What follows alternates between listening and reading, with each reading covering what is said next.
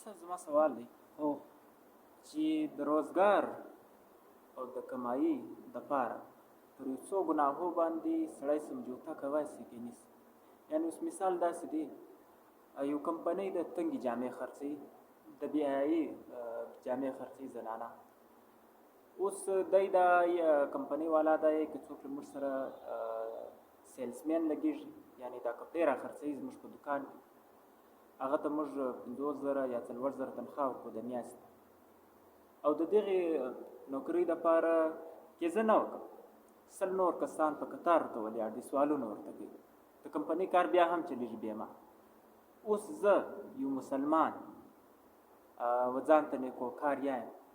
زه دغه کار کولی شم کېدای شي؟ انسان اصل کې د حلال او د حرامو مجلس وایي دغته چې یو آمدني یا تنخواه یا پیسې یا شی چې تعالی راځي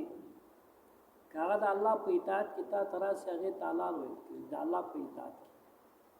که یو شی د خدای په ناراضي کې راشي هغه ته حرام ویل کېږي، ته حکمي حلال او حرام وایي، حکمي ته وایي. یو څوک داسې کار کوي چې هغه په معاشره کې بیایي پیلاول غواړي، نو یو څوک مسلمان وي او د خدای پیشې په یاد وي، هغه باید په دا معامله کې د هغې کمپنۍ والاو حلال کار نشي جوړ. حلال کار په دا نشي جوړ چې دا ټیک د هغه ته خو سړیان پیدا کېږي، خو زه حلال کار نه جوړېږم، بل دې جوړېږي، ما ته به رب له بله خوا مقرره کړي. مقرره د انسان که ته جایز طریقه ولټوې ما ستا قسمت به پکې راځي، که ناجایز طریقې ولټوې ما ستا قسمت به پکې راځي. یو سړی جایز دکانداري کوي ماښام ته څه ګټه کوي، یو سړی هیروین خرڅوي ماښام ته څه ګټه کوي، الله یې ګوره طریقه کار یې بدل بدل ده. خو هغه سړی چې جایز دکانداري کوي، صحیح روا کار کوي، حلال کار کوي، د هغه سره که ته خدمت وکړې نوکر جوړ شي نو هغه صحیح ده، ځکه دی جایز کار کوي، ته نوکر ډالۍ کار جوړ شوی په جایز کار کوي، ستا دپاره حلاله.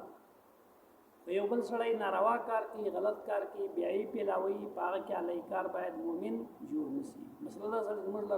روپو سره نه ده، روپۍ تا طرف مقرر کړي، په جایز کار یې هم درکوي، په ناجایز یې هم درکوي، رزق ستا ده، تلاش یې ستا په اختیار کې ده، په جایز یې لټوې که په ناجایز. خو مؤمن دپاره ازمایش په دا کې ده چې زه په ناروا کار کې، په غلط کار کې، په بیایي کې د چا حلال کار نه جوړېږم، رزق مې په رب ده، جایز کار به را پیدا کړي، که زما قسمت کړی ولې یو خوا به مې بندوبست وشي، لږ دې وي حلال خو به وي، او که ته په ناجایز کې د یو چا حلال کار جوړ شي نو تا ته څونې د جرم مطابق سزا در وځي، هغه سزا به خامخا خورې.